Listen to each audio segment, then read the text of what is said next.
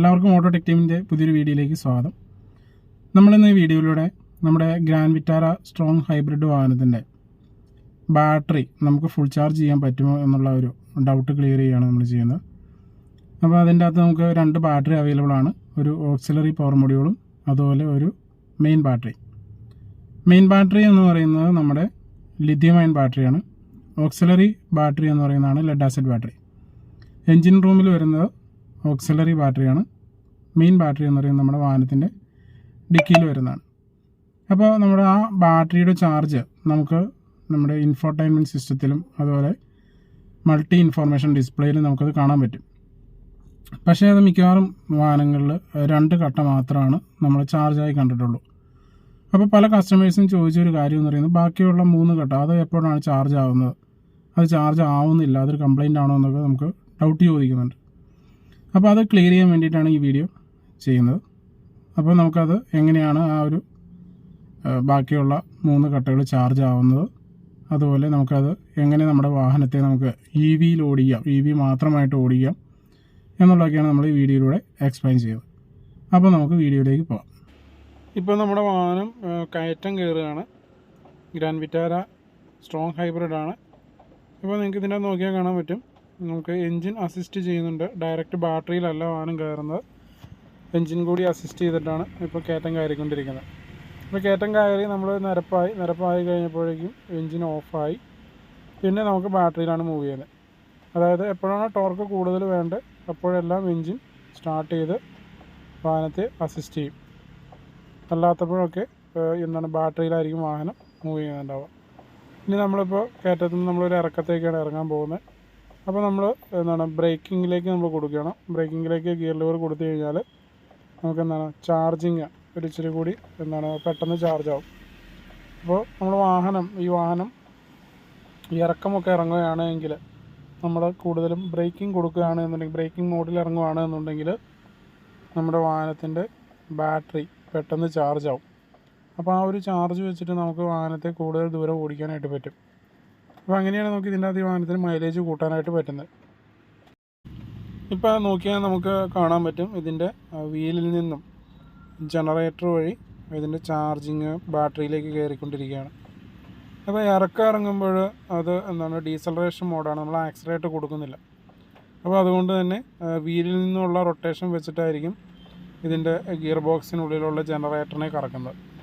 അപ്പോൾ ആ ഒരു കറക്കം വെച്ചിട്ട് ബാറ്ററി ചാർജ് ചെയ്യണം. അപ്പോൾ എന്ന് പറയുമ്പോൾ നമുക്ക് ഇവിടെ ഫ്യൂല് സേവ് ചെയ്യാനായിട്ട് പറ്റും. അപ്പോൾ നമ്മുടെ വാഹനത്തിൽ 5 ഘട്ടയാണ് മൊത്തത്തിൽ കൊടുത്തിട്ടുണ്ടാവുക. ഇതിൽ ആദ്യത്തെ ഒരു ഘട്ട ചാർജ് ആകുമ്പോഴേക്കും എൻജിൻ ഓട്ടോമാറ്റിക് സ്റ്റാർട്ടായിട്ട് ബാറ്ററി ചാർജ് ചെയ്യും. അങ്ങനെ ബാറ്ററി ചാർജ് ചെയ്ത് അത് 2 ഘട്ടയാകുമ്പോഴും എൻജിൻ സ്റ്റോപ്പ് ആവും. പിന്നെ ബാക്കിയുള്ള 3 ഘട്ട ചാർജ് ആവുന്നതെന്ന് വെച്ചാൽ നമ്മൾ വാഹനം ഇതുപോലെ ഡീസലറേഷൻ മോഡിൽ ഓടിച്ചാൽ മാത്രമാണത് കയറുള്ളൂ. അതെന്തിനാണ് അങ്ങനെ കൊടുത്തേക്കണമെന്ന് വെച്ചാൽ വാഹനത്തിൻ്റെ മൈലേജ് കൂട്ടാൻ വേണ്ടി തന്നെയാണ്. നമ്മൾ ഈ പറയുന്ന അതിൻ്റെ 5 ഘട്ടയും എൻജിൻ തന്നെ ചാർജ് ചെയ്ത് കഴിഞ്ഞാൽ ഫ്യൂൽ കൺസംഷൻ കൂടുതലായിരിക്കും. അപ്പോൾ എൻജിൻ സ്റ്റാർട്ടാകുമ്പോൾ ഫ്യൂല് ഉപയോഗം വരുമല്ലോ, അപ്പോൾ അതനുസരിച്ചിട്ട് മൈലേജ് കുറയും. അപ്പോൾ അത് ഒഴിവാക്കുന്നതിന് വേണ്ടിയിട്ട് 2 ഘട്ട മാത്രം എൻജിൻ ചാർജ് ചെയ്യും.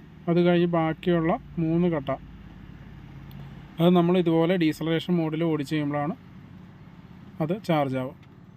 ഇപ്പോൾ നമ്മൾ വാഹനം കയറ്റം കയറുകയാണ്, എൻജിൻ അസിസ്റ്റ് ചെയ്യുന്നുണ്ട്, ബാറ്ററിയിൽ നിന്ന് പവർ എടുക്കുന്നുണ്ട്.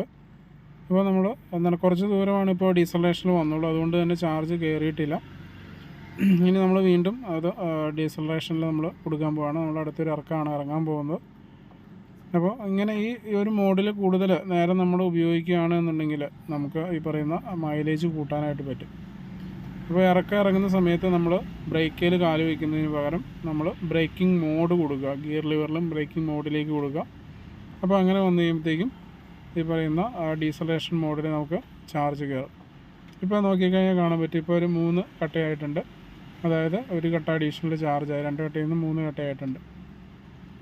ഇനി ഇതുപോലെ തന്നെ 4ഉം 5ഉം ഘട്ടകൾ നമുക്ക് ചാർജ് ആക്കാനായിട്ട് പറ്റും.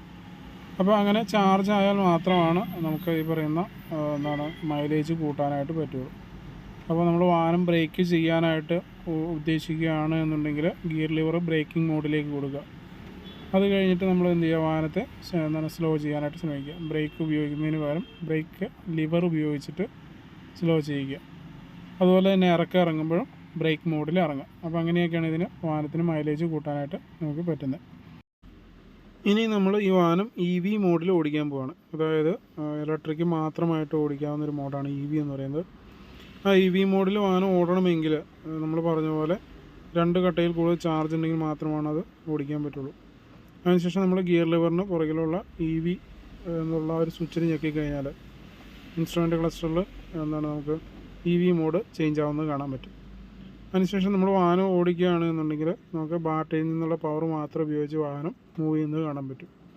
പക്ഷേ ഈ ഒരു സമയത്ത് നമ്മൾ പറയുന്ന സഡനായിട്ട് ആക്സിലറേഷൻ കൊടുക്കുകയോ അല്ലെങ്കിൽ പറയുന്ന ബാറ്ററിയുടെ ചാർജ് കുറയുകയൊക്കെ ചെയ്ത് കഴിഞ്ഞാൽ ഓട്ടോമാറ്റിക്കായിട്ട് എൻജിൻ സ്റ്റാർട്ടാവും. പക്ഷേ ഇതിൽ ഭൂരിഭാഗം നേരവും എന്തായിരിക്കും, ബാറ്ററിയിൽ നിന്നുള്ള പവർ വെച്ചിട്ടായിരിക്കും വാഹനം മൂവ് ചെയ്യുന്നുണ്ടാവും. അപ്പോൾ ഇങ്ങനെയാണ് നമ്മൾ EV മോഡിൽ ഈ വാഹനം ഓടിക്കുന്നത്. EV മാത്രമായിട്ട് നമുക്ക് ഓടിക്കാനായിട്ട് പറ്റുന്നത്. നമ്മൾ ഈ വാഹനം ഓടിക്കുമ്പോൾ നോർമലായ രീതിയിൽ ആക്സിലറേഷൻ കൊടുത്താൽ മാത്രമാണ് അതുകൊണ്ടുള്ള ഒരു അഡ്വാൻറ്റേജ് ഉണ്ടാവുള്ളൂ.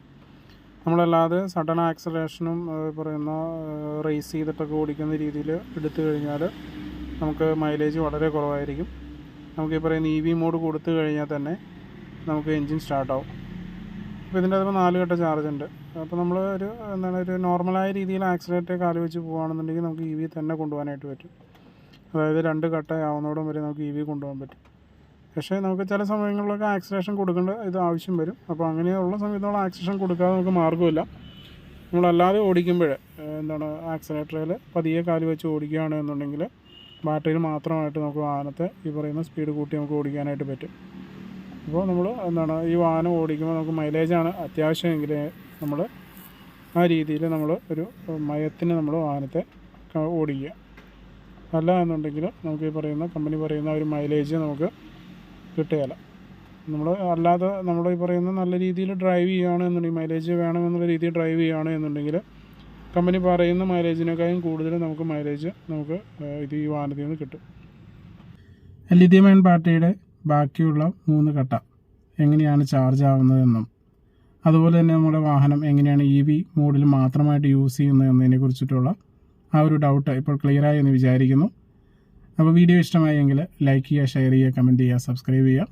പുതിയൊരു വീഡിയോ ആയിട്ട് വരുന്നവരെ എല്ലാവർക്കും ഗുഡ് ബൈ.